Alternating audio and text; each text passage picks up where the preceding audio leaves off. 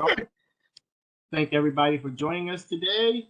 Let's go to page 28 with Miss Melissa Hopp, the Community College Resolution 23-22.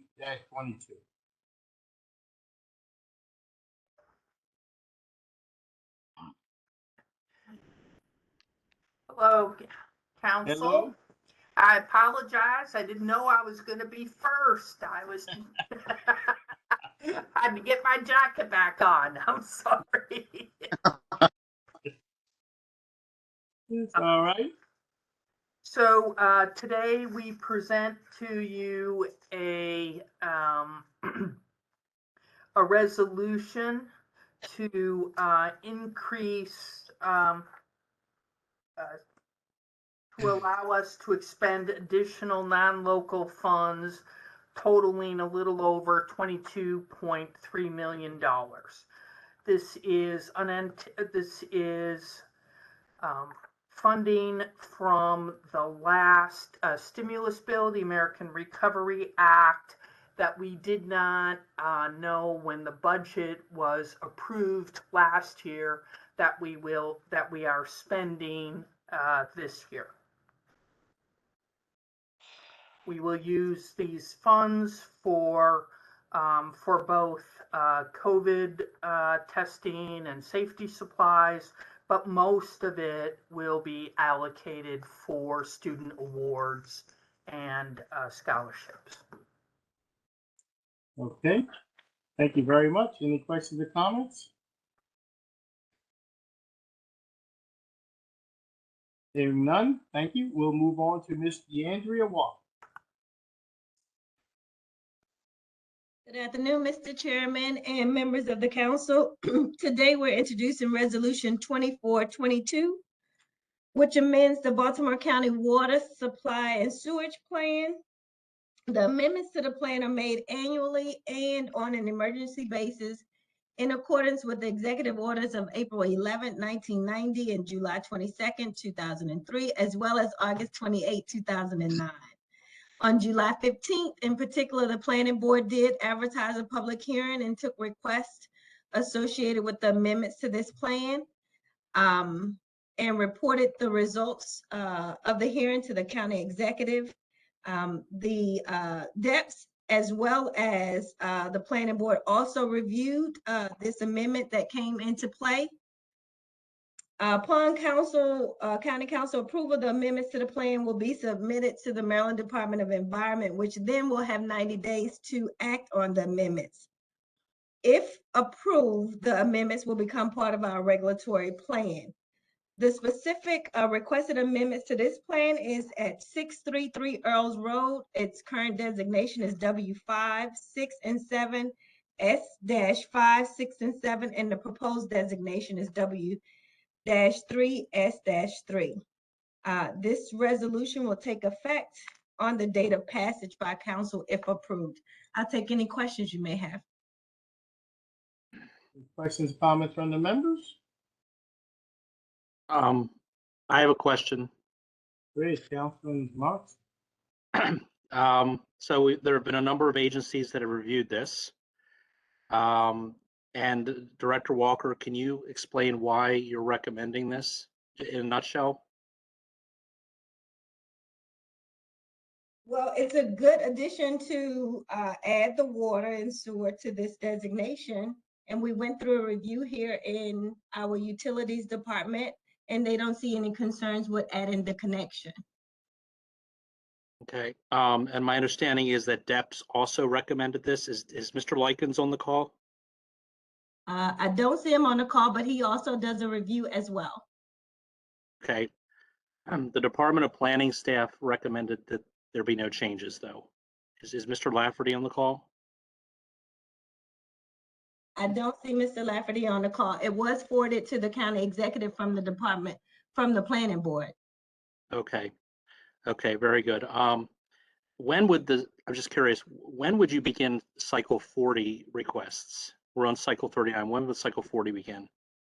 Cycle 40 has already started. We received 5 amendments for cycle 40.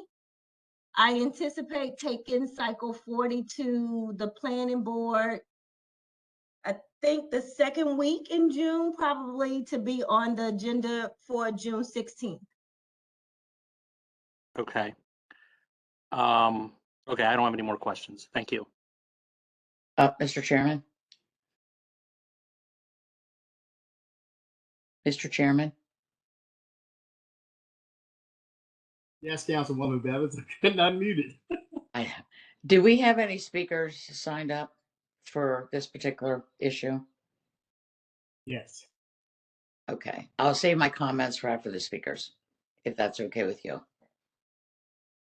Okay. Okay. Any additional questions or comments? While we go with the speakers, Catherine? Certainly, Mr. Chair. As we spoke a few minutes ago, I just want to warn our registered speakers before I throw them up on the screen. So we're going to try something different today. We will be able to see those who are testifying. So I just wanted to give them a warning. I am not sure if they want to have their camera on or off when I call upon them. So our first speaker is Patricia Malone. Give me 1 second.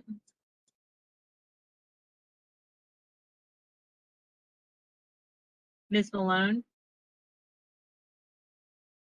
Can you hear me now? Yes, we can. Am I on camera?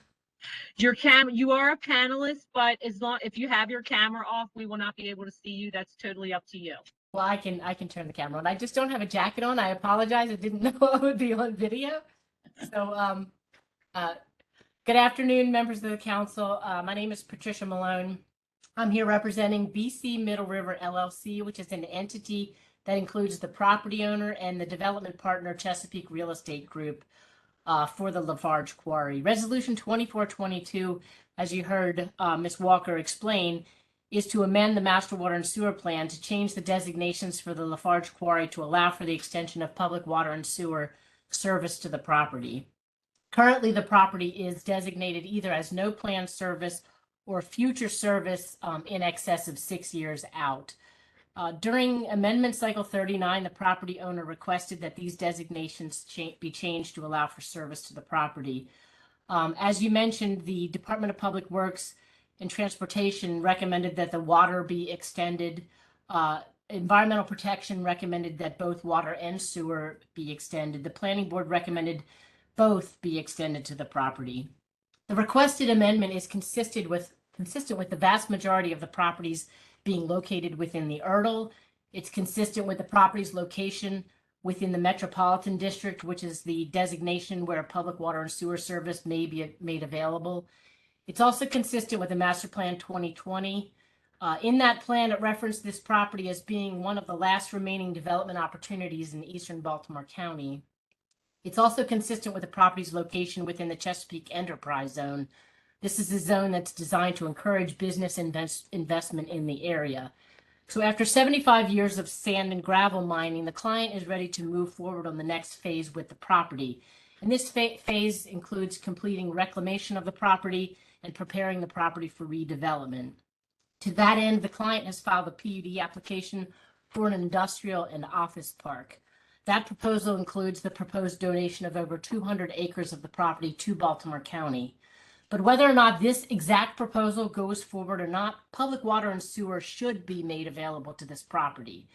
As the Department of Public Works mentioned in their comment, the extension of public water service to the property would help further its efforts to install a new 16-inch water main in Ebenezer Road. They explained that this improvement would provide redundancy and improve water quality by looping the water system. Members of the community have suggested alternate uses of the property should the county acquire it, and these uses would require public water and sewer. The general consensus is that the property should and will be developed, at least in part, in some point in the future, which will require public water and sewer. This resolution does not approve the development. I want to make that clear. It just allows for the extension of public water and sewer when the property eventually gets developed.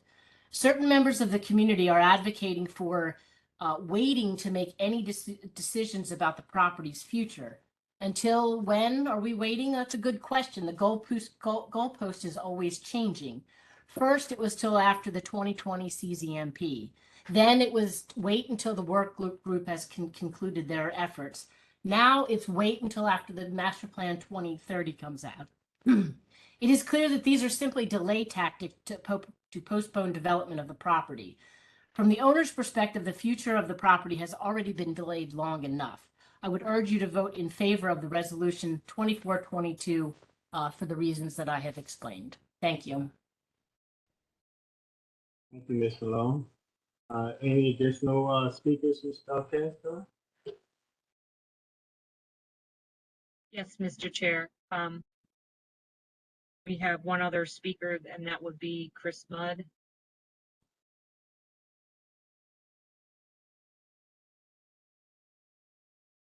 Mr. Mudd, are you there? I'm here. Can you hear me? Yes, we can. All right. I will yield my time. Okay. Thank you. Mr. Chairman. Yes, Councilwoman Devon. Thank you. I just want to make some things clear to my colleagues because this is going to be probably one of the major undertaking once this property starts to be redeveloped. It's 425 acres. And for decades, most people know it as Lafarge, which is, great big sand pits. And first they took it out. They took the sand and the materials out of the earth for decades, and now they're filling it back in. You can go down there any time of day, and Gray and Son and all other businesses. It's dump truck after dump truck trying to fill it up. It still has 4 more years. I believe is it's still going to be working as what it does right now. However, the owners of Lafarge did not want to sell their property. They want to redevelop it. And if you believe in property rights, you should say, okay, we want you to redevelop your property, but how are we going to do it? And what can we do to have community support this and have our legislators support this and the county executive? Well, the county executive and I are both on the same page. Out of the 425 acres, almost half, that's 200 acres, have been donated to the county. Over 200, not just acres, buildable acres have been donated to the county. And of course, you've heard me speak time and time again about a trade school that I've been trying to get attention to, funding for, and this is finally happening. This is the reality. This is where that professional trade school is going to go as a part of that 22 donated acres. The rest, we'd like to see some kind of jobs. So on the 200 acres, we could have passive parkland. Maybe somebody will come up with some really good ideas of something that will serve the community, that won't cause traffic, and that would be good for the entire community. But for now, there's 200 acres left, over 200 acres left to work with for workforce development, for economic development. And Lafarge has partnered with Chesapeake, who wants to do that. And so, we don't have a crystal ball of what that may look like, but we certainly want jobs there. But we also need the infrastructure to support anything that goes there, because it's Earls Road, it's Ebenezer Road, and these roads are just really getting close to capacity of just serving the community. Because, Greenlee's almost 2,000 homes built out. So the community, which is not here today, we had a task force because this was so big. I put together a task force that worked for over 2 months, meeting and talking about, the viability of this property and what's best suited for it. And every time it would come up, well, Kathy, don't put the water and sewer there. And I've never understood that, because something's going there. So you can say, the opposition could say, well, later than sooner. And I say, why not sooner than later? Because Greenlee is being built out now, and this is right across the street. So it's an easy connection compared to some connections that the county has to put for public water and sewer.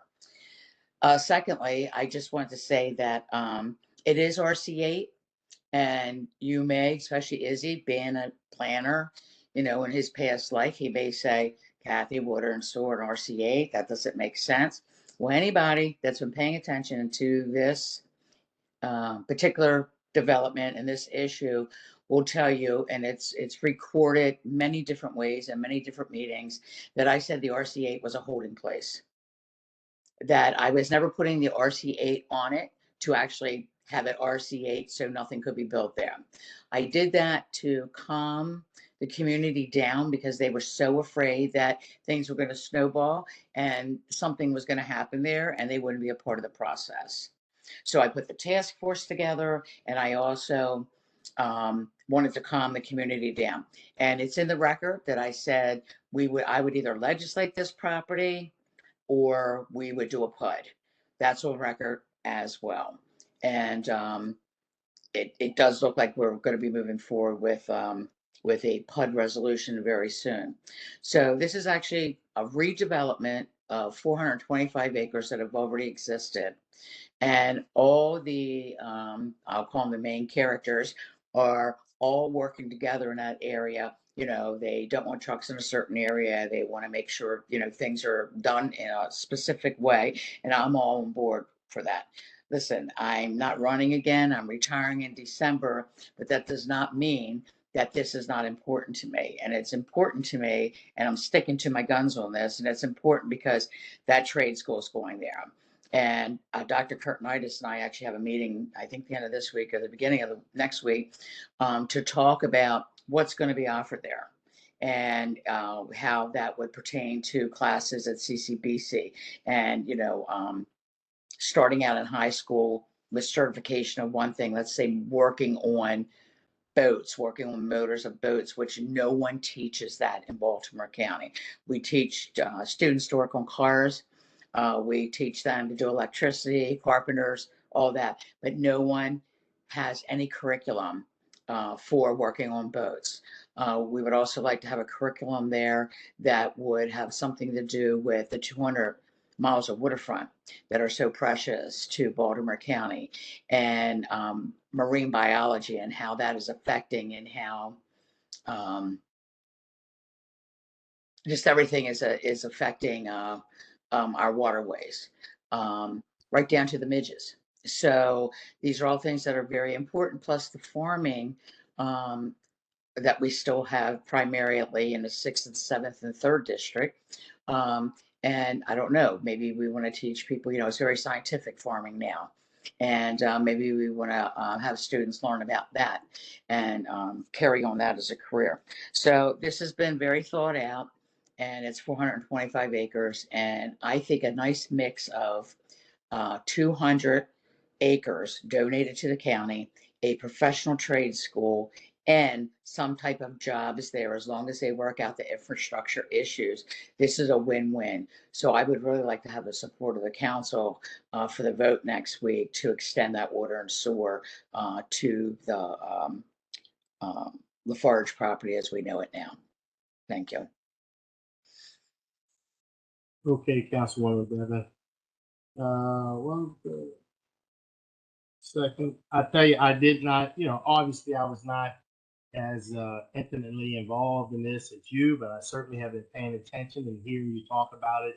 And I congratulate you on all your hard work and effort. I know how long this has been in the works, and I certainly will be supporting you and as we move forward with this, because I know how hard you've been working on it.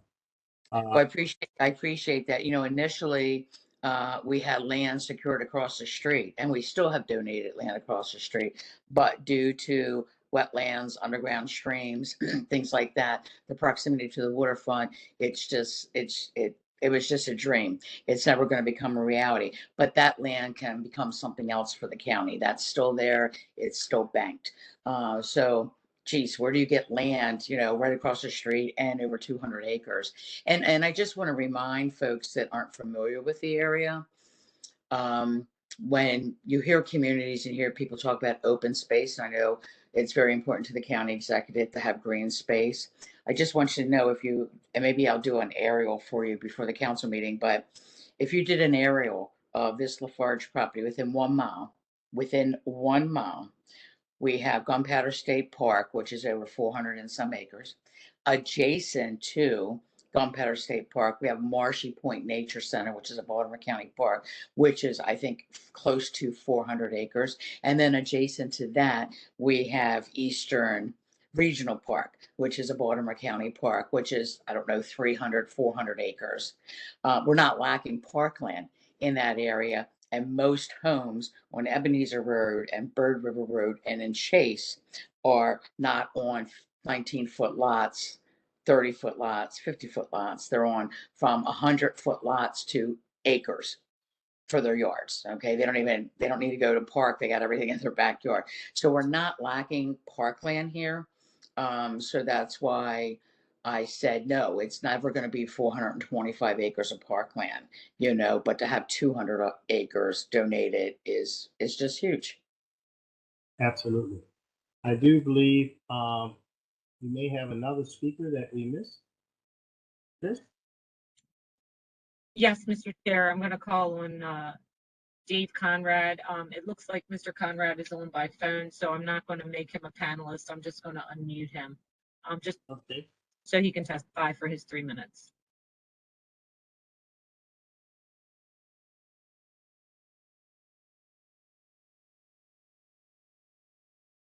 Well, apparently I'm unable to unmute Mr. Conrad. I don't know if it's because he's on by phone. Certainly try making him a panelist. Mr. Conrad? Yes, can you hear me? Yes, we can. Okay. So, I appreciate you allowing me the opportunity to speak. I think a lot of what Kathy said is correct.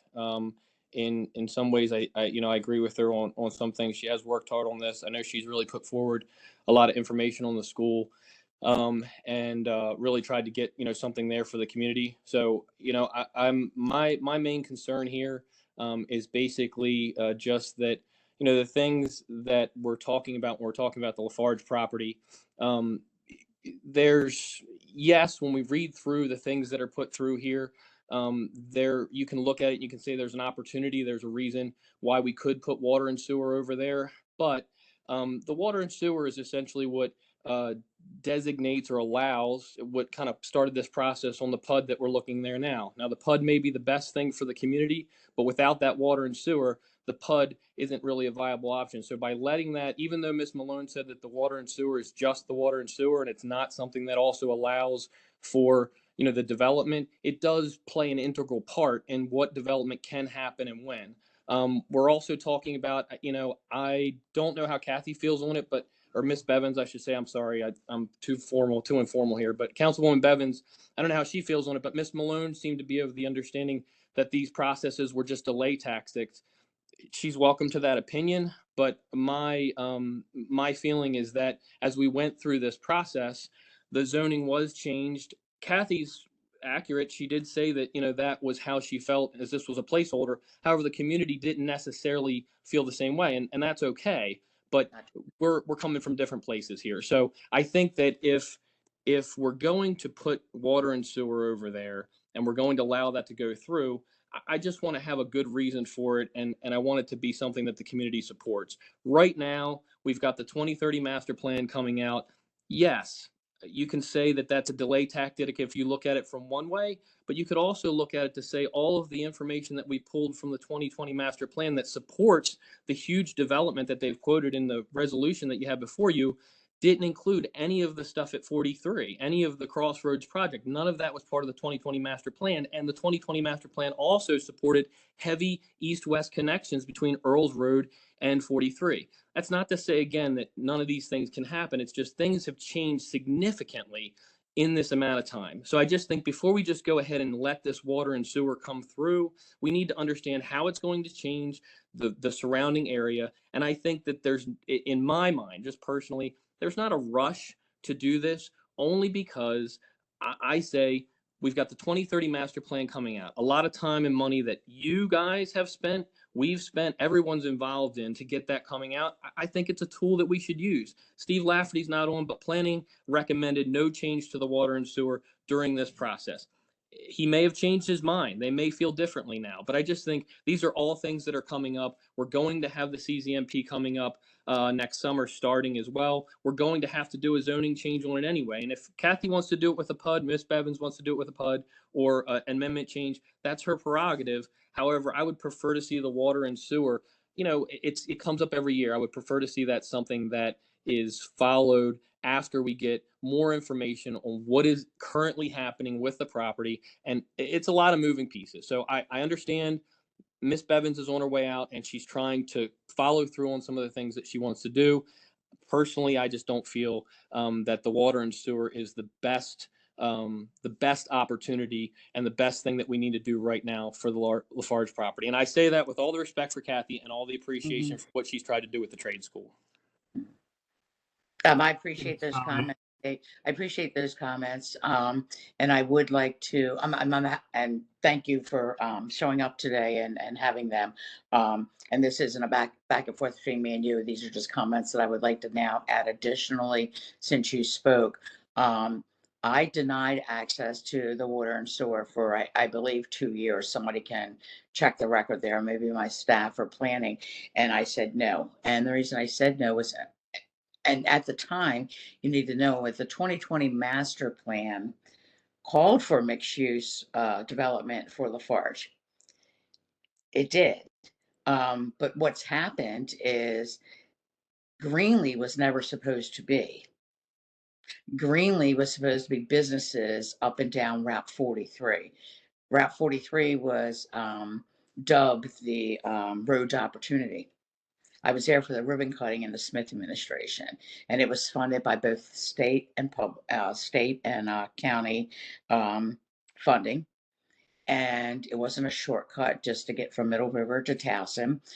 Jobs were supposed to go there. And now at the end of the day, things looked very bleak several years ago, maybe even up to 6 or 7 years ago. But when I did the overlay for Greenlee to allow housing, that's when more and more businesses came there. And at the end of the day, we have more jobs up on 43 than what would have happened back with the old plan, with the Smith administration and with BRAC, because that fell through. So we actually have more jobs, and they're not all, a big pharmaceutical company didn't come, but 2 smaller ones did. We have tons of jobs up there that people don't know about or see because they're not sitting right up on, the edge of 43 when you drive by. But they're there. So because I did the overlay to allow the residential to happen up on Greenlee, it's like, okay, enough with the houses. We need to go back to the original plan and have some kind of mixed use, up on Lafarge. And so I did for 2 years in a row, because Essex University Council asked me not to do the water and sewer. But I'm moving forward with this only because, I want the school there. I want a promise of something is happening. I don't want to leave it where it's zoned RC8 and there's no water and sewer connection. And, I don't have a crystal ball of what Councilman Marks wants to do. And going in there as, a new representative for that area. But it's ludicrous that there's already talk that there's another buyer coming in. And if that buyer comes in, he wants to do all residential and give the community $10 million. What? And build a bridge and a lot of money involved. And I'm okay with that if the community wants to do something great with the money, but it's already talked about where the money would be spent. And if anybody's going to see money from that development, it's certainly not going to be at a community 3 miles away. It's certainly not going to be at a community center 3.5, 4 miles away. That's crazy. So, whatever happens with this land as far as a donation of money as well, it needs to be spent right there. And, I just want to make sure that this PUD gets introduced and everybody knows the law of the land. It can't be reversed. And, when you start bringing in community leaders from Perry Hall that don't represent the area, and, and they're now in on the meetings, and it's not about your community anymore. It's about stacking the deck, and I will not have it. I will not have the deck stacked against me with this project. So I really need your support in getting the water and sewer moved over there. Thank Okay. you, Councilwoman Bevan. Any questions or comments from the members? Again, Councilwoman Bevins, I certainly appreciate your hard work and effort. I know you've been working on this for quite some time. Mr. Jones, the Chair, Yes. Chairman Jones. Yeah, I want to thank, again, Councilwoman Bevins, I do agree with you about the PUD community benefit. That money should be localized Yeah. in the area affected by the project. I do have concerns about the transportation impacts. I'm not gonna lie. I mean, developers come in all the time with traffic consultants that they hire and say there's no impact, for projects. And that's just something we have to sort out. I just want to also thank Mr. Conrad.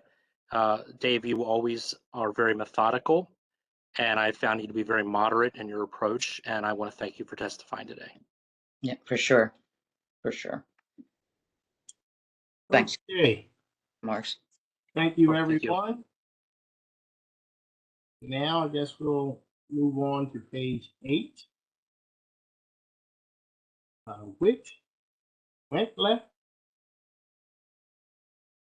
The BCPS? Let me just get my video started. Hello, Councilman Jones. Hi, I'm Whit Cantliff. I'm the Budget Director for Baltimore County Public Schools. And Chris Hartlove, the Chief Financial Officer, is also on the call. I'm going to go through our budget appropriation transfer request. Good afternoon. In front of you, you'll find a budget appropriation transfer request. The BCPS budget consists of 13 separate appropriations by activities prescribed by the Maryland Department of Education, or MSDE. Transfer of funds between activities requires approval from the Board of Ed and the County Council. The board approved the BAT on April 5th. Based on close monitoring of expenditures through the first 3 quarters of FY22, our current year, full year expense projections show an overall surplus, but with shortfalls in some activities and surpluses in others. Because BCPS carries no contingency budget, the only way to manage unanticipated expenses during the year is via amendments to the budget. We are projecting that overall we'll finish the year approximately $30 million under budget. Each quarter, all budget line transfers that make up the BAT were reviewed with the Budget Committee to address concerns raised in the efficiency study.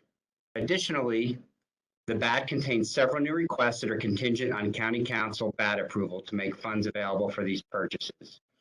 Included is $11.7 million in technology-related items, $9.6 million in textbooks, and $475,000 for HVAC service contracts.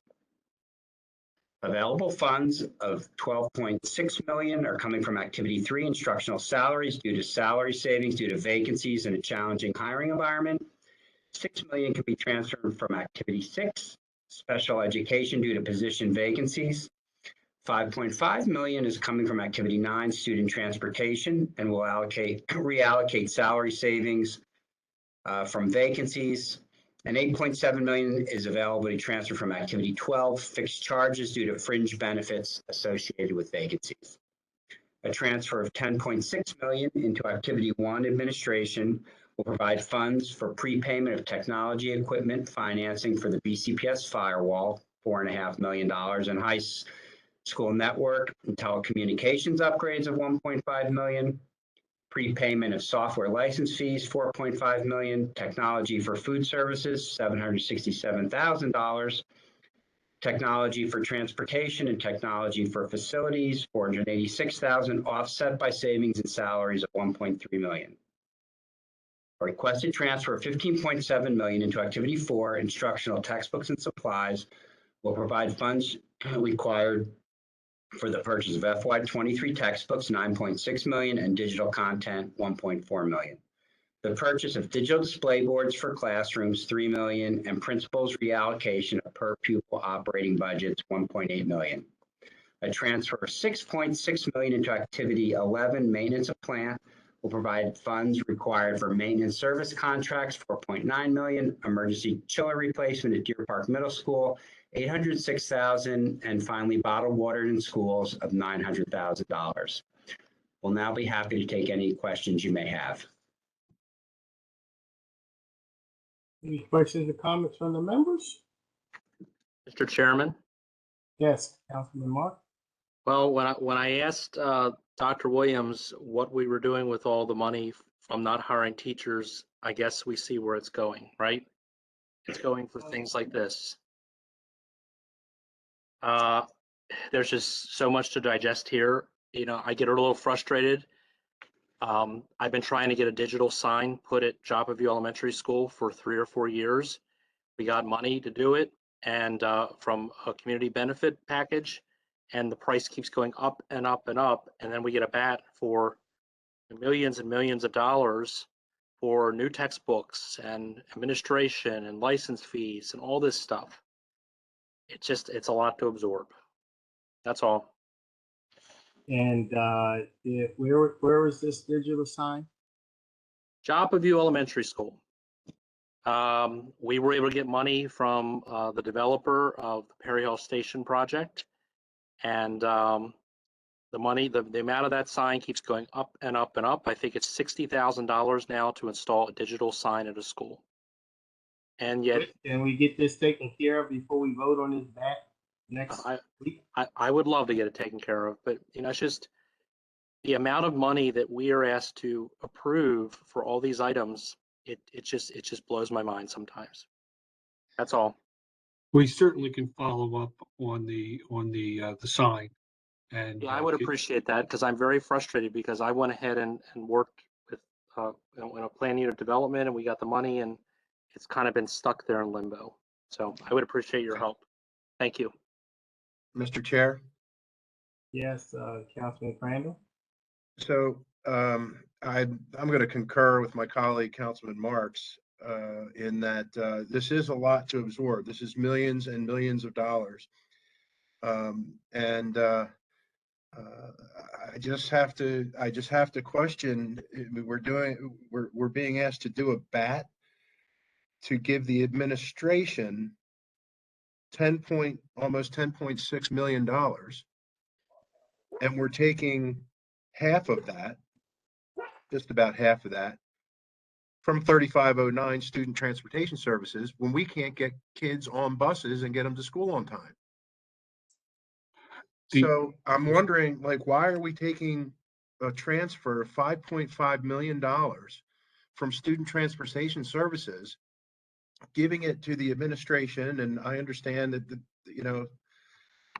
the other areas where this money is being appropriated, but I mean, you can take that $5.5 million, you can hire a private bus service for $5.5 million. So why are we removing money from the very thing that everyone is so concerned about? Correct. Can somebody answer that for me? Sure. We try our very best every day of the year to hire bus drivers. I'm sure you've heard we have a significant number of vacancies, and we're unable to hire those vacancies as hard as we try. We also use contract buses for a number of our routes. So the money that's being moved is not because we are consciously underspending those areas. The money is simply because we were unable to fill those vacancies, and those amount of dollars were available as we got towards the end of the year. And the dollars going into administration are not for salaries or people. It's simply the technology expense goes into that administrative activity. Well, Mr. Tantliff, I mean, you didn't, and I don't mean to pick on you. I think, you're a professional, and, but you didn't answer my question. Why are we taking $5.5 million out of transportation when that is one of the biggest problems that BCPS is facing? And you mentioned that private contractors were hired. Well, apparently we need more private contractors. So we have the money. Why aren't we trying to solve the problem with the money that's already been allocated? I think our transportation group is trying their very best to gain access to any routes and available buses that our contractors have. We're fully utilizing those contracts to the best of our abilities. Someone from transportation could obviously give more particulars on detailed route activity, but I believe they're getting every route out of the contractors that the contractors have available. They probably don't have extra buses and drivers available to fill in for the volume of vacant routes that we have at this time. So, again, we're not taking money out of transportation. It's money we were unable to spend during the year because of the vacancies that we have. It is but it's being moved. That's the whole idea behind a BAT. It's being moved out of transportation into another area where BCPS can spend it in another area. So I have a question. And again, Mr. Tanfitt, Tanliff, I'm not trying to pick on you. It's just a source of frustration, I think, for all of us on the council. We get the complaints, and it's a fundamental basic service that the BCPS is failing on. And so I just find it hard to go back to my constituents and say, yeah, we have a transportation system in Baltimore County that does not work, and kids are left at a bus stop for 90 minutes. Their parents have to scramble. They have to get to work. And we're going to basically take money out of 3509 and transfer it to 01, 04, and 11. I have a hard time explaining that to my constituents. So ask Mr. Bostwick or Ms. Smelkinson, or I know Mr. Blades is on the call as usual. Can we amend a BAT? Or do we have to approve it as it is? Mr. Chairman. Councilman Quirk, if you have an answer to Todd Crandall's question, okay. If not, then I'm going to ask Director Blades. Yeah. Answer his question. Yeah. Director Blades and I were talking about it, and I'll let him answer, but I think the money can't be appropriated after June 30th. So just from a purely technical standpoint, I don't think it can be carried forward. But I mean, I totally get Councilman Crandall's issue with this. I think this is more of about a deadline of June 30th coming up. But I'll let Mr. Blades kind of make sure that I think I'm thinking about it the right way. Mr. Blades. In other words, the money can't be used for something else. If you don't use it for this, then it's sitting. It's not like it's going to put more buses on the street. But go ahead, Director Blade. That's correct, Mr. Chairman. It's not going to be able to carry into July or next fiscal year to do something else with it to change transportation. But as far as your technical question, I think I'm gonna need some help from the law office on can the council amend the BAT. That's more of a legal question. Okay, so Director Blades, so what you're saying is, let's just assume, maybe wrongfully, but let's just make the assumption, or a hypothetical actually, that we could amend a BAT, and we say, no, BCPS, you need to keep that 5.5 million in transportation. That 5.5 million, can that be carried over to the next fiscal year? No, it cannot. No, it cannot. It'll drop back into fund balance, whatever is not spent. So what BCPS is doing here is realigning their expenditures based on available savings. Okay. So now if it goes back, one second, Councilman Katz. So Sure. if it's going, it either goes into BCPS's general fund or Baltimore County's. It'll return to general fund balance of BCPS. Okay, but they can use general fund balance for any number of things, correct? They only with council approval. They will, like in FY23, the council has approved around $30 million in the use of fund balance toward their FY23 operating budget. Also approved was 25 million of their fund balance toward capital projects, including security vestibules and some court upgrades and some other things. Okay. So I think the simplest answer is if it falls into their fund balance, they cannot spend it without your authority. And Councilman Crandall, we hear you Yes, loud sir. and clear. We understand the concern with transportation. And it's number one in our cabinet discussions. It's number one on our priorities to look to correct for the rest of this year and going into next year. We hear the council. We heard you last week. We hear you, and we're working on it. And it as Mr. Tantliff said, our concerns, and we're not, we're working diligently on it, but it's whether we use contracted services or try to employ our own drivers, we're hitting difficulties in both ways, and that doesn't mean, and we're working towards addressing those concerns, but it's not as simple as we would like it to be, but we're determined to make it better next year. Okay, thank you, Mr. Hartlove. I appreciate that, and I'm going to yield to my colleagues, Mr. Chair. Thank you all for your answers. And Mr. Blades, if we can get an answer from the law office, or if Mr. Benjamin's on, regarding my question as to what our authority is inside of BATS. Councilman, this is James Benjamin. I will Yes, sir. look at that and give my thoughts on that this week. Great, I appreciate it. Thank you. Thanks, everybody. Mr. Chairman, can I speak to some of the things Yes, Councilwoman. and Crandall just said? I'm frustrated as well as you, especially after the budget that we just passed and the millions that have been given to the Baltimore County Public School System. And when I hear today that this is one of our number one priorities, we're always talking about it. I guess my question would be, what does the current bus driver make, and why don't you just pay him more?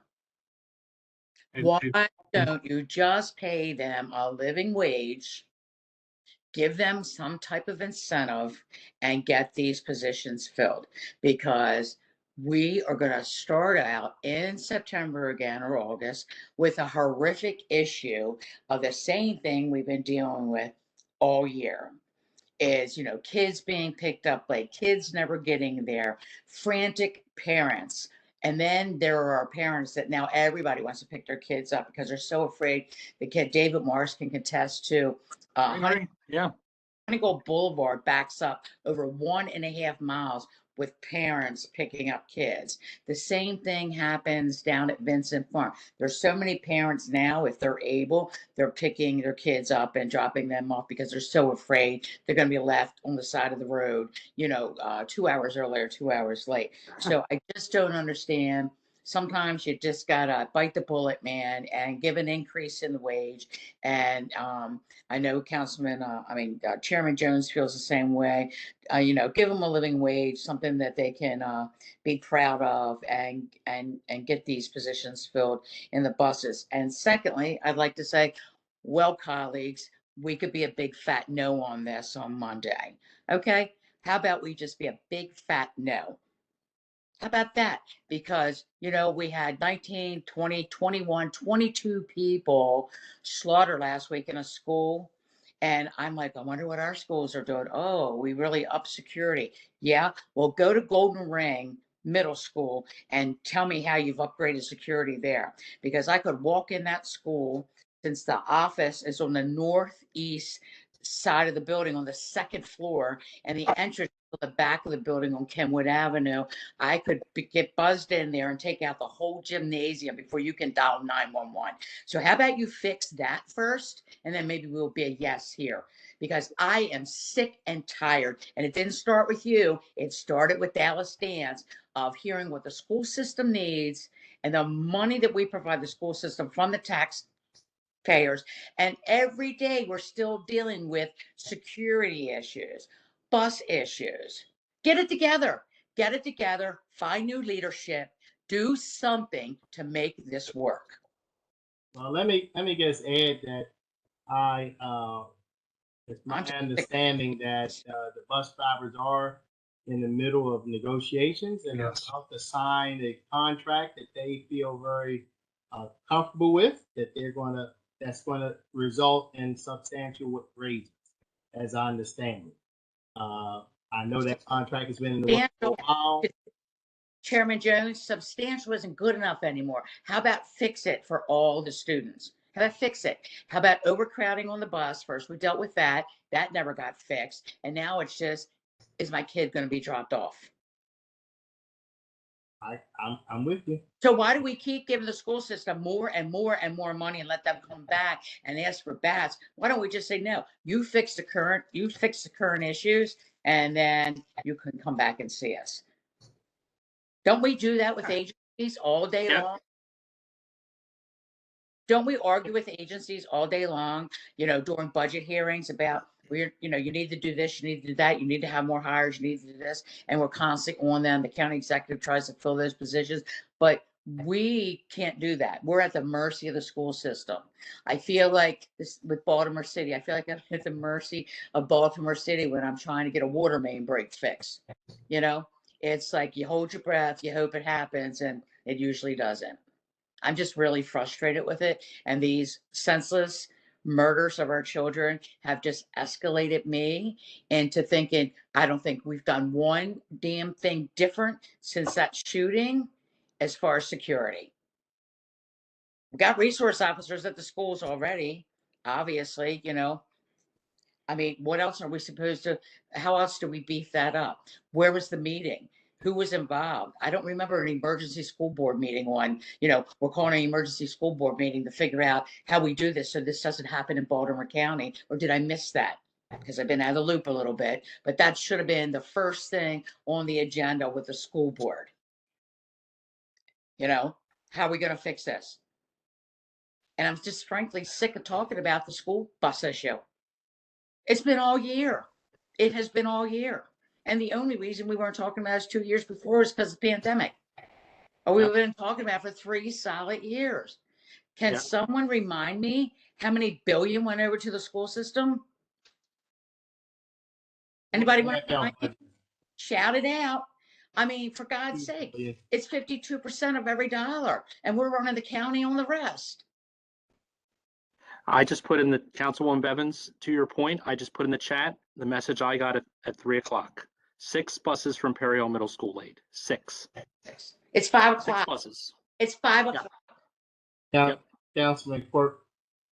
Yeah, thank you, Chairman Jones, and clearly this budget, this bad, is hitting on a obviously really sore subject for the county council, similar to like shaking a hornet's nest for sure. And let's be clear about this, and let's be very clear that the money that's left over is simply due to the vacancies, which bottom line comes off the very backs of frustrated parents missing valuable work, trying to rearrange your schedules because they never get told ahead of time if their bus is coming or if it's not until it's too late. And then it's coming off the backs of our students who are missing valuable instruction time. And quite frankly, that's just quite frankly unacceptable. And when we ask the superintendent about these really important issues, we get a lot of non-answers, a lot of stuff like, oh yeah, we're looking into it, or we're gonna do better. I'm like, where were you 6, 12, 18 months ago? Where were you? Like, where's the leadership here? And quite frankly, and I think this is a frustration shared by every council member, because I know many council members said this over and over and over, is okay, great, we get to appropriate tons of money to Baltimore County Public Schools with zero accountability, zero. And I mean zero, zero, zero, zero. And where's the Board of Education? Why isn't the board up in arms demanding change?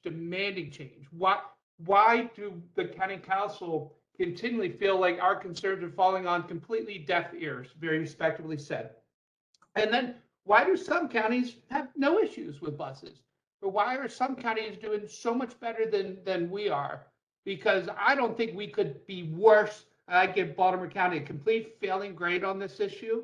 And it's a real frustration to see where this money's coming from is coming from incompetence and coming from the backs of parents and the backs of our students. And that's very frustrating. So I'm starting to get tired of all this huge appropriation of Baltimore County Public Schools with zero accountability and zero answers and not great communication from the very top. So thank you, Mr. Chairman. I just read the text. Go Councilor right Mark. ahead. I just read the text that Councilor Mark was talking about. You can all see. It was sent out at 5 o'clock, and it says you may want to consider picking up your. It said buses are running. It came out at 3. It came out at 3. Excuse me. It came out at 3. p.m. Oh, I thought it came out at 5. Because I was going to say, what's yeah. 5 o'clock? Yeah, I was told the other day that they, although they have a shortage, they have not canceled any routes. They're running double and triple routes. The supervisors are driving. Everybody's driving, and they haven't canceled any routes, but clearly there have been plenty of late pickups and drop-offs, and that they're doing their best. But hopefully, this contract that they appear to be poised to sign will result in additional increases. And I'll be quite frank, I've talked to some of the union members, talked to some of the drivers. I think there's some places for improvement. And I would hope that, I'll give you one case in point. Person retires from driving a bus and they're sitting at home and they decide, you know what, I'll come work for you for a couple of days a week or maybe a couple of hours. That person doesn't come back at the rate to which they left. You want to put them at the beginning of the pay scale. Right. It's a dumb idea. It's not going to, and the drivers are saying, forget about it. I won't come back. I won't drive for you for a couple of days. If you're going to, I'm used to working for $30 an hour. Now you want me to come back and work for $15 an hour. Not going to happen. So those are just a number of, one example of some of the things that I think we can do better.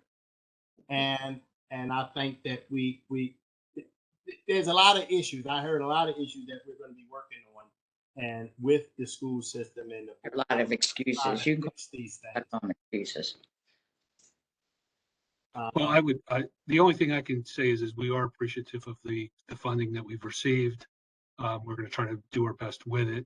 And we do hear, I was at the council's approval of the budget last week, and I heard the frustration. I hear it today. I'll bring the message back to the superintendent and make sure that that we continue to hear the message and try to improve things and make them better. Well, we appreciate that. Okay. Anything else? We keep this baby a lot. I think that I can't think of a message being articulated more clearly than this. So we'll move on. Hopefully we'll get David's sign squared away before we vote. Thank you. Sure, we'll move on to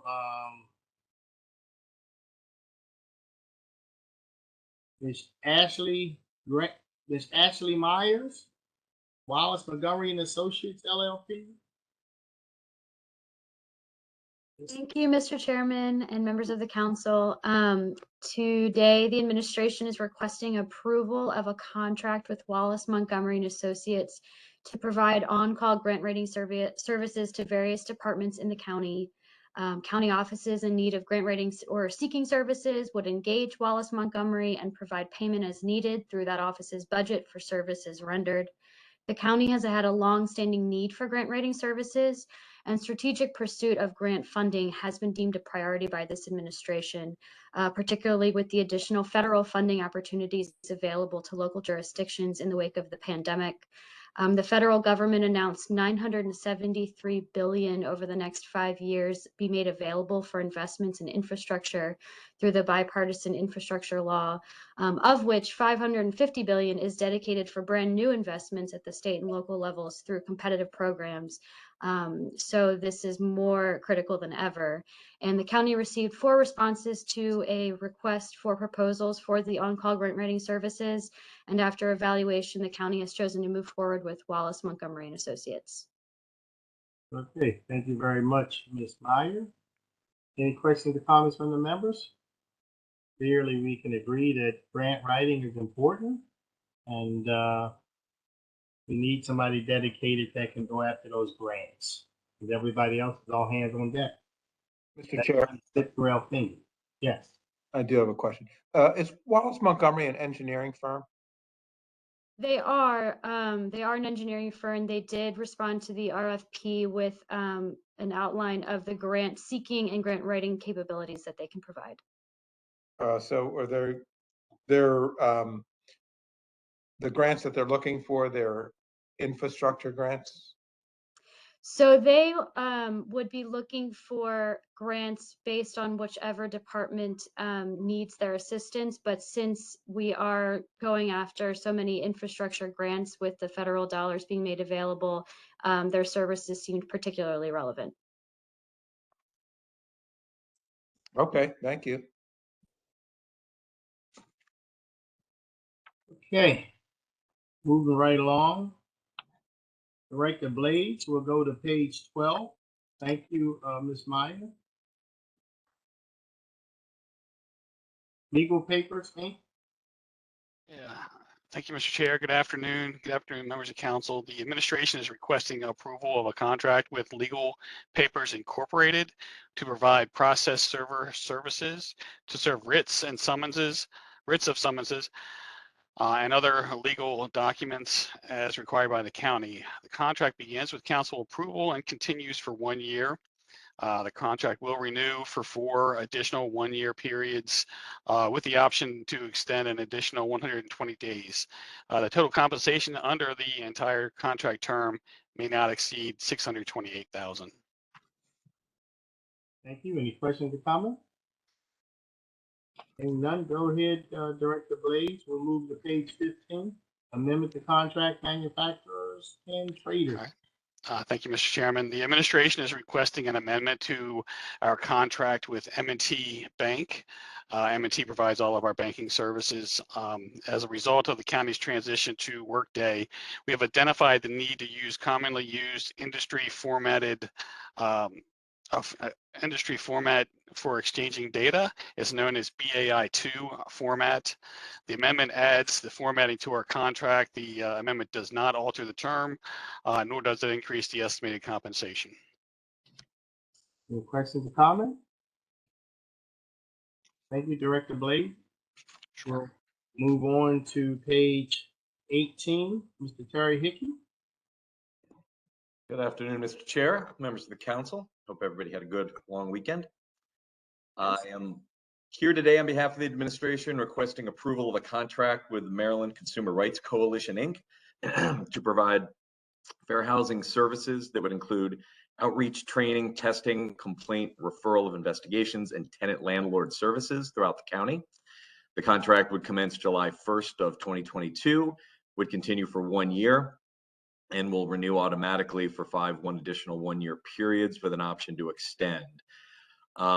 Total compensation for the grant would not exceed $1.7 million. Estimated cost for the initial 1-year term, $260,000. That's broken between federal grant funds and county funds.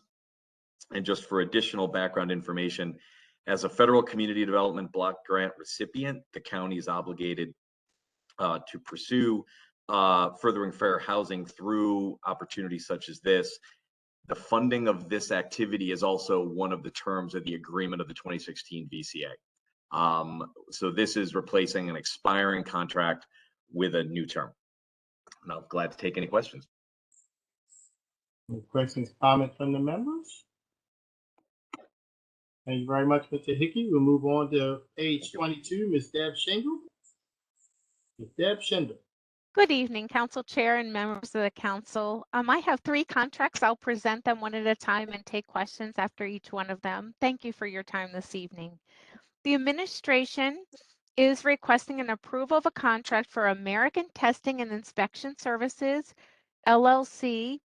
It's also known as ADIS Elevator Inspection, to provide a third-party elevator inspection at various Baltimore County owned and operated buildings. This test is fairly new as a requirement by the state of Maryland. We have 88 different sites, including the detention center that this contract will be utilized. The term of the contract is for 1 year with 4 one-year renewal contracts. In the event that no event shall the compensation paid to the contractor exceed the sum of $261,832.03 during the entire life of the entire contract. This was a competitively bid and low bid contract for award, and there were 3 other vendors that did apply. I'm glad to take any questions if you have any. Hearing none, move on to the next one. Yes, sir. Thank you very much. The next one is we are requesting an approval of a contract for KCI Technologies to provide well water and drinking water test services and testing for Legionnaires testing in the county sites. It is a very specialized lab testing for our water as required. In no event shall the term of compensation paid to a contractor exceed $435,000 for the entire life of the contract. It is a 1-year contract with 4 1-year renewable terms. Again, this was a very competitive bid contract, and there were 2 other vendors that did put in a bid for the contract. We have 14 wells that we have here in Baltimore County, and we test as we need. I'll take any questions if you have any. Hearing any questions or comments from the members? Going to the third contract. Great, thank you, sir. And the last one for the administration, I have Matt Carpenter from OBF here also to take any questions. Administration is requesting the approval of an amendment number 4 to agreement MA 2045 for ExcelX North America for energy consulting services. NLX North America and Baltimore Region Cooperative Purchasing Committee, which is the BRCPC, entered into an agreement dated November 7th of 2011. Baltimore County is one of the participating entities in the consortium that comprises the Baltimore Region Cooperative Purchasing Committee in order to enter into cooperative agreements with a contractor for consulting services related to the purchase of electricity, natural gas, and other energy. There are a total of 24 different municipalities that are in this cooperative agreement. The leading entity, BRCPC, is responsible for procurement of a new contract and has unfortunately encountered some unforeseen delays in the procurement process that has resulted in the delay of a new contract before the expiring the existing contract. This contract shall be paid, the contractor shall be paid the compensated total sum of $1,210 per month for electric consulting and $436 per month for the natural gas consulting. I am glad to take any questions if you have any. Questions or comments from the members? Thank you very much, Ms. Schindel. We'll move on to Mr. Chairman, yes. if I may, I just would like to thank the auditor's office for their extremely quick turnaround on this item. This was, as you may know, as I'm sure all the members know, we typically request that the administration submit fiscal matters about a month before a legislative session, and this was submitted on Thursday. And because the administration realized relatively late that this was going to expire on June 30th, which would not have which would have had an expired contract before the July 5th meeting. So they asked that it be put on for June the 6th, and the auditor was able to turn it around literally in days over a holiday weekend. So thank you. Yes, thank you very much. We appreciate that. Good. Big shout out to the auditor. Thank you. You're welcome. Any additional questions or comments? All right. Mr. James Benjamin? Thank you, Mr. Chair. Good afternoon. Good afternoon, members of the council. The administration is requesting an approval of an amendment to a contract with Nelson Mullins, Riley, and Scarborough LLP to continue providing outside legal counsel with respect to a class action litigation filed against the county. On November 1st, 2021, the council approved the original contract not to exceed $450,000. Approximately $439,686 has been expended to date on services. The proposed amendment increases the maximum compensation by $750,000 from $450,000 to $1.2 million for the entire contract term. Due to the complex and time-intensive nature of the litigation, the volume and nature of the services exceeded the reasonable expectations of the parties at the time entering into the contract, including a number of factors that were beyond the parties' control. Further, a discovery in this matter has caused the litigation to be far more extensive in scope and cost than was initially contemplated. All other terms and conditions of the contract remain the same. Thank you. Thank you, Mr. Benjamin. We certainly appreciate the briefing today. Bottom line is, prisoners are suing us. They want to get paid for their work more. Any additional questions or comments from the members? Hearing none, we'll move on, Mr. Benjamin. We'll move to page 1 and notification of development fee waiver. All right, thank you again, Mr. Chair. Good afternoon, members of the council.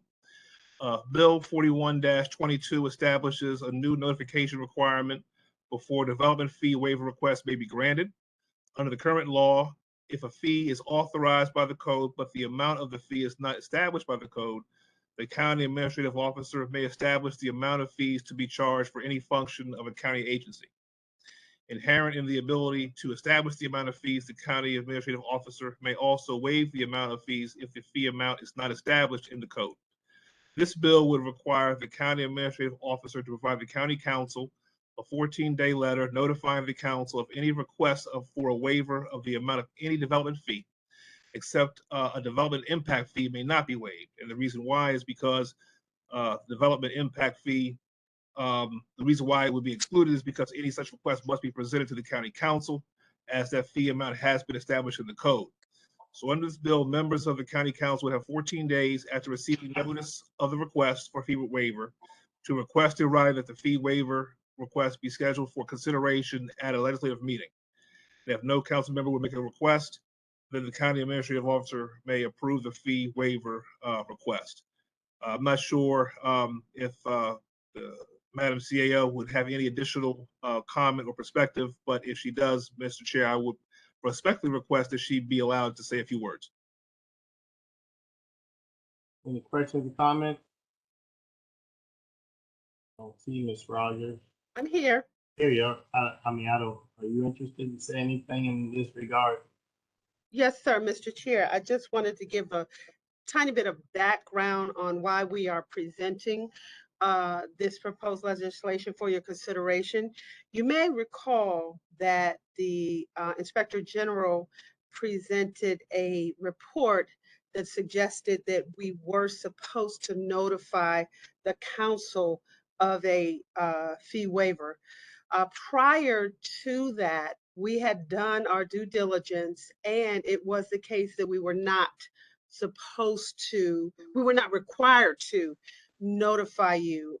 We shared that information with the Inspector General, but for transparency's sake and for what we believe is an appropriate thing to do, the administration is requesting that we be required to notify you of certain development fees. The legislation also does something that is very important. It defines the difference between a fee waiver and a fee change. A fee change clearly would impact anyone subject to the fee.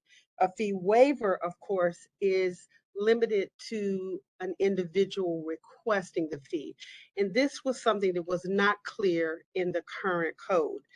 that is the reason why we want to put this legislation forward and ask for your kind consideration to give Waterford crystal clear delineation on when fees should be presented for your consideration. Thank you, sir.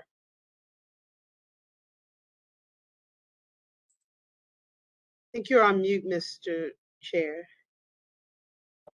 Thank you. Any questions or comments from the member? All right.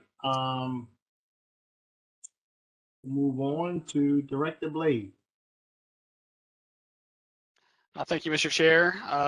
Today I have on with me Bob Burrows of our retirement office and Craig Graby, our actuary from Korn Ferry, who is available to answer any technical questions on the retirement bill.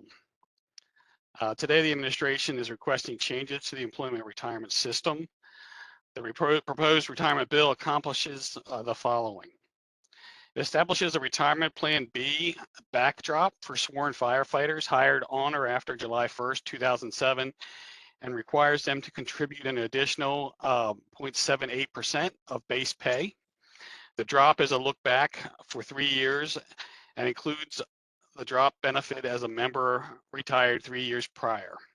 Contributions during the drop period and interest credit of 5% per year based on the administrative procedures currently used, and a retiree COLAs after the first 12 months. To qualify for the drop, the member needs to have 33 years of qualified service. This new drop program was negotiated with and approved by the members of the Baltimore County Professional Firefighter Association. The new program is designed to be revenue neutral to the county through the additional employee contributions, and the first drop may begin on or after July 4th, 2040.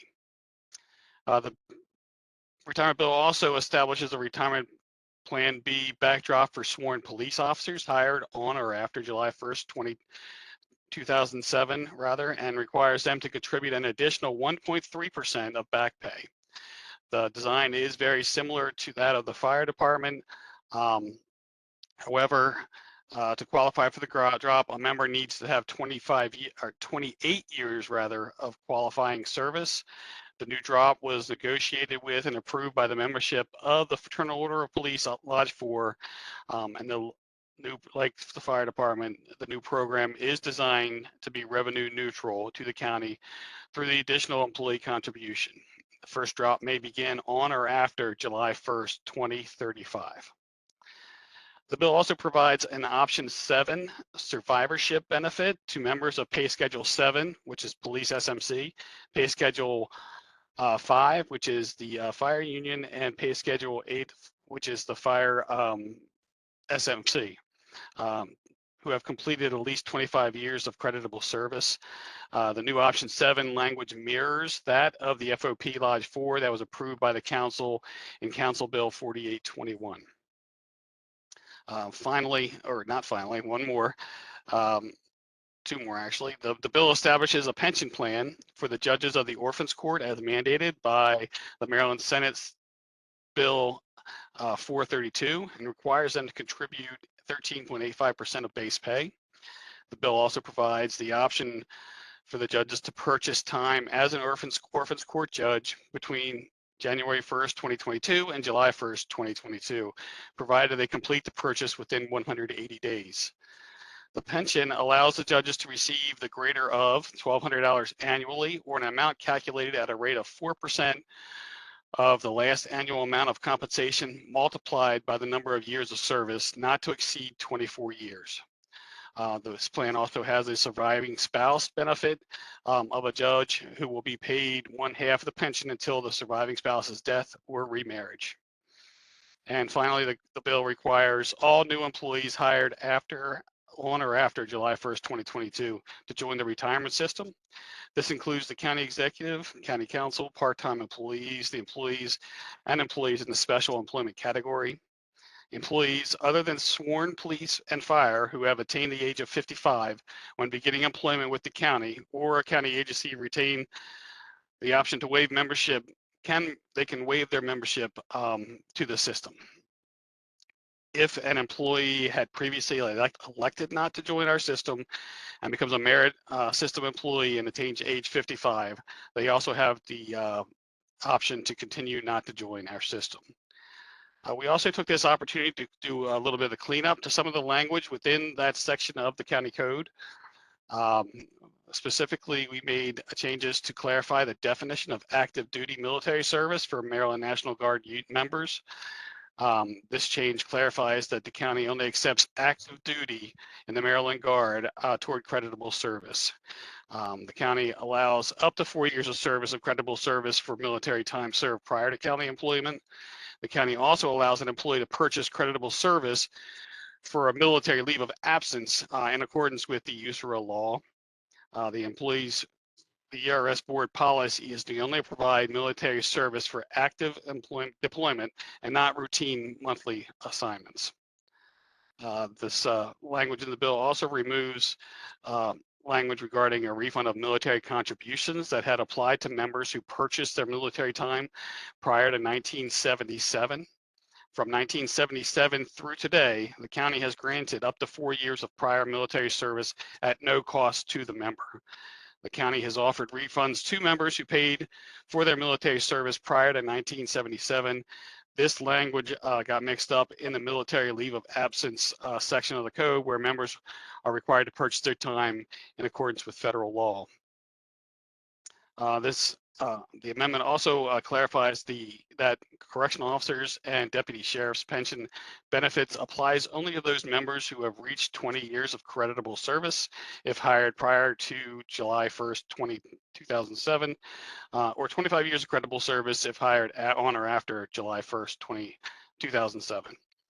Members who don't meet the requisite number of years for the above mentioned benefit, but otherwise qualify for retirement, age 65 with 5 years, or 67 and 10 years after 2007, are eligible for a general benefit that's as described in the editor's note of the county code in sections 5-1-218 and 5-1-219.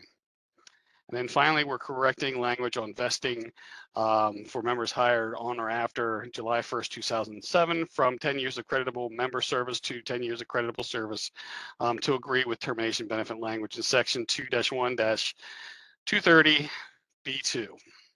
And I'll be happy to answer any questions.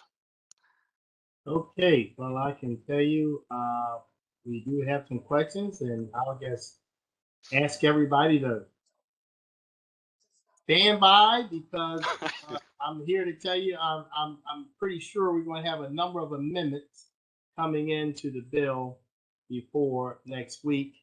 We'll do our best to have those as quickly as we can, but I know some of them are still in the works now. So I'm going to start with Councilman Quirk. Thank you, Chairman Jones.